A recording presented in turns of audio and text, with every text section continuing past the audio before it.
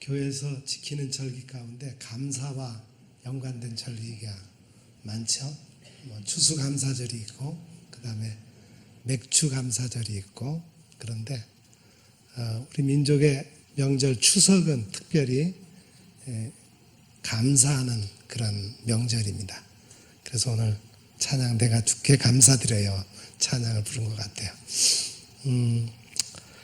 경북 경주시에 사는 이창헌 씨가 쓴 보는 마음 못 보는 마음이라는 삶의 이야기가 있습니다. 퇴근길에 과일을 사려고 시장에 갔습니다. 여기저기 둘러보다가 아기를 등에 업고 허름한 난전에서 과일을 파는 아주머니가 눈에 들어왔습니다. 아주머니, 과일 어떻게 팔아요? 손님이 너무 없었는데 정말 고맙습니다. 아주머니는 주문한 과일을 봉지에 담기 시작했습니다. 그런데 가만 보니 봉지 속 과일을 하나 둘씩 빼는 것 같았습니다. 설마 어두워서 보지 못할 거라 여겨 몰래 빼는 거 아니야? 손님을 상대로 눈속임을 한단 말이지. 봉지 속 과일이 너무 적으면 가만히 있지 말아야지. 이렇게 생각하고 있는데 아주머니가 봉지에 담은 과일을 나에게 건네주자 확인부터 했습니다. 그런데 이럴 수가, 언뜻 봐도 좀 전에 바구니에 담겼던 것보다 많은 게 아닌가. 멍하니 서 있는 나에게 아주머니가 말했습니다. 일부러 여기까지 사러 온 손님이 고마워서 작고 모난 것은 골라내고 크고 예쁜 걸로만 좀 더 담았어요. 난 아주머니의 따뜻한 마음을 모르고 오해했습니다. 의심에 찬 눈엔 상대방의 배려가 보이지 않았던 것입니다. 아주머니는 발길을 돌리는 나에게 연신 고개를 숙여 인사했습니다. 잠시 뒤 멀찍이 떨어져 다시 아주머니 쪽을 바라보았습니다. 희미한 전등불 아래서 아기를 안고 환한 미소를 짓고 있었습니다. 그 모습이 세상 어느 존재보다 귀하고 아름답게 보였습니다. 그걸 보고 생각했습니다. 세상에서 가장 행복한 사람은 누구일까? 배려와 사랑을 보는 마음을 가진 사람이 아닐까? 보는 마음을 가진 사람은 못 보는 마음을 가진 사람까지 따뜻하게 안아주는 행복의 힘이 있는 것 같습니다.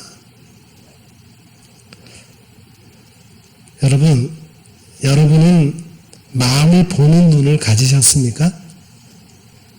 마음을 보는 눈을 가진 사람은 배려와 사랑이 있습니다. 작은 배려가 새로운 관계를 시작하게 합니다. 배려가 관계를 바꾸는 힘의 열쇠입니다. 배려는 겉으로 보기에는 손해보는 것처럼 보입니다. 하지만 배려는 이타적인 행동으로 상상 이상의 긍정적인 결과를 가져오게 합니다. 배려와 사랑이 따뜻한 마음으로 안아주는 행복의 힘입니다. 프랑스 철학가 파스칼이 말했습니다. 자기에게 이로울 때만 남에게 어질게 대하지 말라. 지혜로운 사람은 이해관계를 떠나서 누구에게나 친절하고 어진 마음으로 대한다. 왜냐하면 어진 마음 자체가 나에게 따뜻한 체온이 되기 때문이다. 배려는 진정한 행복을 꿈꾸는 사람에게 꼭 필요한 마음가짐입니다. 사람이 좋은 인상을 주지 못한 가장 큰 이유가 무엇인지 아세요? 상대방의 이야기를 주의 깊게 듣지 않기 때문입니다. 자기가 하려고 하는 말만 생각하고 귀는 잠들어 있는 사람이 많아요. 말을 잘하는 사람보다 남의 말을 잘 들어주는 사람을 좋아하고 좋은 인상을 갖게 합니다. 배려는 인간관계를 윤택하게 만드는 윤활유 같은 역할을 하는 것입니다. 배려와 사랑을 실천한다면 가정은 더 화목하고 가족들이 더 행복해질 것입니다. 배려와 사랑을 실천한다면 세상은 더 아름답고 좋은 사회가 될 것입니다. 배려와 사랑은 번영하는 공동체를 만듭니다. 이번 주간은 풍성한 곡식과 풍성한 음식들로, 맛있는 과일들로 풍성한 마음을 나누는 추석 명절이 있는 주간입니다. 풍성한 열매와 넉넉한 마음으로 사랑을 나누는 행복한 추석이 되기를 축복합니다. 오늘 하나님께서 우리에게 주신 말씀은 믿음의 사람 다윗의 간증시입니다. 다윗은 이 시에서 자신이 존귀한 사람이요 인생을 즐겁게 살게 된 방법과 그 이유를 말하고 있습니다. 하나님께 복을 받은 사람은 기쁨이 충만한 삶을 살아야 한다는 것입니다. 기쁨이 충만한 삶을 기도하며 고백하고 있습니다. 본문 1절을 다시 보시죠. 하나님이여 나를 지켜주소서 내가 죽게 피하나이다. 여기서 지키다라고 하는 히브리어의 원어의 뜻은 울타리를 치다, 지키다, 보호하다, 주의를 기울이다, 책임지다, 자신을 구하다, 보존하다 그런 뜻을 내포하고 있습니다. 그리고 피하다라고 하는 말은 보호를 위해 도피하다, 신뢰하다, 소망을 가지다는 뜻입니다. 하나님께서 자신을 보호해 주시기를 기도했습니다. 하나님께 보호를 받기 위해서 하나님께로 나아간다는 것입니다. 하나님을 신뢰하고 하나님께 소망을 갖겠다는 거예요. 여러분, 다윗이 왜 하나님께 자신을 지켜달라고 기도했을까요? 왜 하나님의 보호를 받겠다고 했을까요? 하나님께서 지켜주시면 모든 환난을 면하게 하시기 때문입니다. 하나님께서 내 영혼을 지키시기 때문이에요. 하나님께서는 지금부터 영원까지 지키시기 때문입니다. 하나님께서 지켜주셔야 악인의 손에 빠지지 않기 때문입니다. 하나님께서 지켜주시면 대적자의 올무에서 벗어나고 행악자의 함정에서 벗어나게 하시기 때문입니다. 하나님께서 지키시면 악한 자가 만지지 못하기 때문입니다. 사람이 노력을 하지만 하나님께서 지켜주셔야 이른 비와 늦은 비로 풍성한 소출을 얻을 수 있습니다. 하나님께서 지켜주셔야 메뚜기가 토지 소산을 먹어 없애지 못합니다. 하나님께서 지켜주셔야 밭에 포도나무의 열매들이 기한전에 떨어지지 않습니다. 과수원의 열매들이 기한전에 떨어지지 않습니다. 하나님께서 지켜주시면 땅이 아름다워지고 모든 이방인들이 복되다고 말합니다. 지금 하나님께서 우리를 지켜주시기를 기도하십니까? 하나님께서 자녀들을 지켜주시고 여러분의 기업을 지켜주시기를 기도하십니까? 미국의 보스턴 고든 칼리지 음대에서 최연소 교수로 임명된 이은혜 교수의 간증입니다. 저는 개척교회 목사의 딸로 교회에서 반주자로 섬겼습니다. 하나님께서 절대 응감을 주셔서 많은 사람의 주목을 받았습니다. 하지만 중학교에 들어가서 가난한 집 아이라고 친구들에게 완전히 따돌림을 당했습니다. 가장 친했던 친구가 왕따를 주도해서 학교를 포기하고 말았습니다. 정말 힘든 시기를 보내던 중에 아버지가 미국 LA 선교교회에서 사역을 하시게 되어 이민을 가게 되었습니다. 미국에 가서 온 가족이 교회로 가는 고속도로에서 큰 쇳덩어리가 날아와서 대형 교통사고가 났습니다. 그 사고로 아버지는 척추 골절상을 입었고 저는 갈비뼈를 다쳐서 숨쉬기가 힘든 상태로 병원에 입원했습니다. 더욱이 가해자를 찾지 못해서 치료비를 다 물어야 했습니다. 아버지가 다쳐서 사역을 못하시게 되었습니다. 이런 상황에서 저희 가족들은 주님을 바라보며 부르짖고 기도할 수밖에 없었습니다. 그런 가운데 하나님께서 저를 지켜주셔서 음악 콩쿠르 대회에 나갈 때마다 우승을 했습니다. 무려 10번을 우승하고 받은 상금으로 모든 교통사고 치료비를 다 갚았습니다. 이해할 수 없는 고난 중에 하나님께서 지켜주시고 인도해 주셨습니다. 많은 대학에서 입학 허가가 나왔는데 아버지 사역을 돕기 위해서 LA의 UCLA를 선택했습니다. 수석 입학으로 전액 장학금을 받고 피아노와 작곡을 복수 전공해서 3년 만에 졸업했습니다. 존스 홉킨스 피바디 음대에서 전액 장학금을 받고 석사 과정을 마치고 이스트먼 음대에서 전액 장학금으로 2년 만에 박사 학위를 받았습니다. 클래식 음악을 하려면 신학을 해야 되겠다고 생각해서 고든 코넬 신학대학교에서 신학을 공부하면서 고든 칼리지에서 음악 강사를 했습니다. 그런데 1년 만에 음대 교수 공채에서 뽑혔습니다. 음대 교수직은 워낙 채용이 적어서 저 같은 어린 나이에 채용되는 일이 불가능하거든요. 그런데 하나님께서 심사위원들의 눈에 들게 해서 정말 하나님의 은혜로 채용될 수 있었습니다.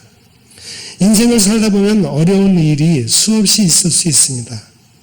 하지만 그 어려움이 저를 새 속에 물들지 않고 믿음을 훈련시킨 것 같습니다. 하나님은 고난 속에서 기도하면 살 길을 열어주시고 지켜주시고 갑절의 은혜를 주셨습니다. 귀한 간증이죠? 여러분, 하나님께서는 존귀한 자들을 하나님의 방식으로 훈련시키십니다. 인간은 자신이 생각하는 방향으로 변화하는 존재라고 말합니다. 하나님께서는 하나님의 사람을 믿음의 방향으로 삶을 인도해 주십니다. 하나님을 신뢰하고 기도하는 방향으로 인도해 주십니다. 다윗은 모든 일을 하나님께 아뢰었다고 고백했습니다. 본문 2절을 보세요. 주는 나의 주님이십니다. 주 밖에는 나의 복이 없다 하였습니다. 여기서 주님, 히브리어로는 아도나이라는 단어를 썼는데 여호와 하나님에 대한 경외의 표현입니다. 복, 토바티라고 하는 히브리어를 썼는데 이것은 좋은, 선한 일, 아름다운, 더 잘되는 이익, 최선의 풍부한 이런 뜻입니다. 여호와를 나의 주로 믿으면 주께서 나를 선한 길로 인도하십니다. 창조주 하나님을 나의 주님으로 섬기면 아름다운 인생을 살게 하십니다. 하나님의 말씀을 지켜 행하면 더 잘되고 번성하는 복을 주십니다. 다윗이 왜 모든 일을 하나님께 아뢰었습니까? 하나님께서 인생의 주인이시기 때문입니다. 그래서 나의 주인이 되신 구원의 하나님께 모든 일을 아뢰고 맡긴 것입니다. 이제는 나를 구원하신 예수님이 나의 주님이 되십니다. 나를 구원하신 예수님을 믿으면 예수님의 방향대로 변화가 옵니다. 그 변화된 대로 내 존재가 결정됩니다. 다윗은 주를 떠나서는 나에게 좋은 일이 없다고 고백했습니다. 주 안에 나의 복이 있다고 믿고 아뢰었습니다. 지금 여러분도 이렇게 고백하고 살고 계십니까? 사람은 믿는 만큼 살고 믿는 대로 삽니다. 하박국 선지자는 의인은 믿음으로 산다 그렇게 말했어요. 그 믿음 때문에 산다. 그 믿음을 통해서 산다는 뜻입니다. 사람은 믿는 대로 행동하고 행동하는 대로 복을 받습니다. 예수님께서도 말씀하셨습니다. 내 믿음대로 될지어다. 내 믿음이 크구나. 내 소원대로 될 것이다. 내 믿음이 너를 구원하였다. 믿음의 사람은 모든 복이 하나님께로부터 온다고 믿습니다. 하나님께서 내 복의 근원이시다고 믿습니다. 모든 복은 하나님과의 관계에서 옵니다. 지금 내가 하나님을 기뻐할 때 하나님께서 나의 소원을 이루어 주신다. 여호와께 내 길을 맡기고 의지하면 이루어 주신다. 지금 여러분의 길을 하나님께 맡기고 의지하고 이루시기를 소망하며 하나님을 기뻐하십니까? 여러분, 주 안에 있는 나에게 하나님께서 주신 복이 무엇입니까? 하나님의 믿음으로 구별하여 존귀한 자가 되게 하신 겁니다. 본문 3절을 보세요. 땅에 있는 성도들은 존귀한 자들이니 나의 모든 즐거움이 그에게 있도다. 여기서 성도들이란 거룩한 자들, 신성한 자들, 구별된 사람들, 성별의 사람들이라는 뜻이에요. 또 존귀한 자들이란 말은 넓은 사람들, 큰 사람들, 힘 있는 사람들, 뛰어난 사람들, 유명한 사람들, 화려한 사람들, 영광스러운 사람들, 위엄 있는 사람들, 고귀한 사람들, 값 있는 사람들, 위대한 사람들, 권위 있는 사람들이라는 뜻입니다. 그렇습니다.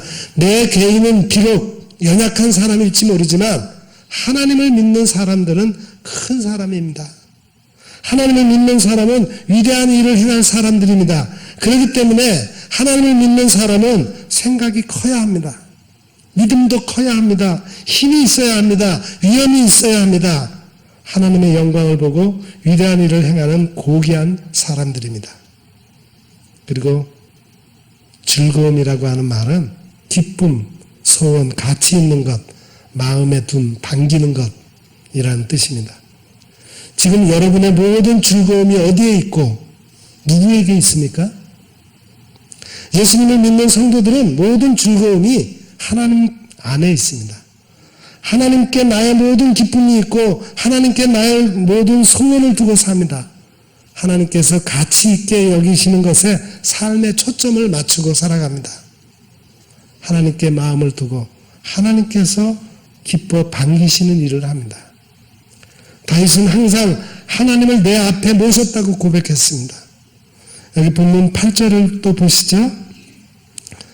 8절에 내가 여호와를 항상 내 앞에 모시며 그가 나의 오른쪽에 계심으로 내가 흔들리지 아니하리로다. 아멘. 이 고백은 다윗이 항상 하나님과 어떤 관계 속에 인생을 살았는가를 잘 보여주고 있습니다. 지금 우리도 하나님을 항상 내 앞에 모시고 삽니까? 아멘.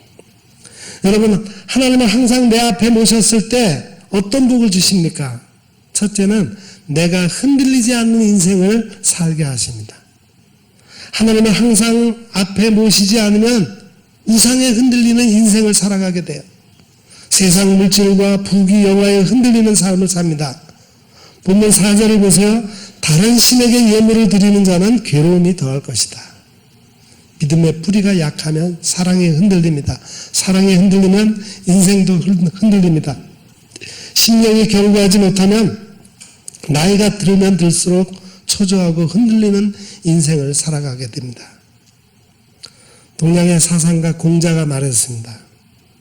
나이가 60이면 이순이라 그랬어요. 귀가 순해진다는 뜻입니다. 나쁜 말을 잘 들어도 잘 소화시켜서 좀처럼 화내지 않는다는 거예요. 인격이 수양을 통해서 그만큼 그 수준에 됐다는 거죠. 그리고 나이가 70이면은 불유거라고 했습니다. 자기 마음대로 해도 법도에 어긋남이 없다는 겁니다. 어떻습니까? 여러분은 다른 사람에게 나쁜 말을 들어도 잘 소화시키고 있습니까? 다른 사람의 평가에 휘둘리지 않는 평안이 있습니까? 여러분 마음대로 하더라도 법도에 어긋나지 않게 삽니까? 항상 하나님을 내 앞에 모셔야 흔들리지 않습니다. 항상 내 안에 예수 그리스도의 마음을 품어야 합니다. 그래야 겸손한 마음으로 남을 나보다 낮게 여기게 됩니다. 예수의 마음에 위안이 있고 사랑 안에 연합하고 원만한 이해로 부요함에 이르게 되는 것입니다. 둘째는 하나님을 내 앞에 모셨을 때 하나님께서 내게 주신 기업을 아름답게 해주십니다. 본문 6절을 보세요. 내게 줄로 재어준 구역은 아름다운 곳에 있으며 나의 기업이 실로 아름답도다. 하나님께서 나에게 주신 구역은 어디서부터 어디까지입니까? 내 인생의 경계를 모르면은 불안하고 피곤한 인생을 살게 됩니다. 내 인생의 경계를 알아야 자기 역할을 즐겁게 감당할 수 있는 거예요. 하나님께서 나에게 주신 기업을 아름답게 세울 수가 있습니다. 하나님께서 나에게 주신 기업으로 영혼을 구원하는 것입니다. 믿음으로 구원받은 사람은 복음으로 아름다운 삶을 완성해야 합니다. 오늘 목사님이 보내주신 추석 명절 사행시입니다. 추수할 영혼들은 전도자의 낯을 기다리고 석양 넘어 흑암은 덮여만 오는데 명절에 송편만이 아닌 생명의 떡을 나누면서 절실한 가족 구원의 기도 응답을 누리시구려. 이런 사행시처럼 이번 추석을 여러분 그렇게 보내시기를 바랍니다. 셋째는 하나님을 내 앞에 모셨을 때 나의 마음이 기쁘고 나의 영도 즐겁고 내 육체도 안전히 살게 됩니다. 마음이 기뻐야 삶이 빛나는 거예요. 마음의 원기를 북돋워야 인생이 즐겁습니다. 마음이 유쾌해야 행복한 삶을 삽니다. 구원하신 예수님을 통해서 하나님의 영광을 보게 된 사람은 늘 즐겁게 살아갑니다. 그 이유는 하나님의 영광 속에 은혜와 진리가 충만하기 때문입니다. 육체가 안전하게 살려면 영혼이 먼저 구원받아야 합니다. 예수님을 믿고 영생의 은혜를 받아야 육체가 안전하게 살 수 있습니다. 여러분, 주께서 존귀한 자들에게 생명의 길을 보여주시고 영원히 즐겁게 살기를 원하십니다. 아멘. 주님 앞에 있을 때 충만한 기쁨이 있습니다. 이제 이번 명절에 존귀한 자들에게 복을 주시는 하나님을 항상 내 앞에 모시고 주의 오른쪽에 있는 영원한 즐거움이 우리 가정과 믿음의 가족들에게 있기를 축복합니다. 아멘. 기도하겠습니다.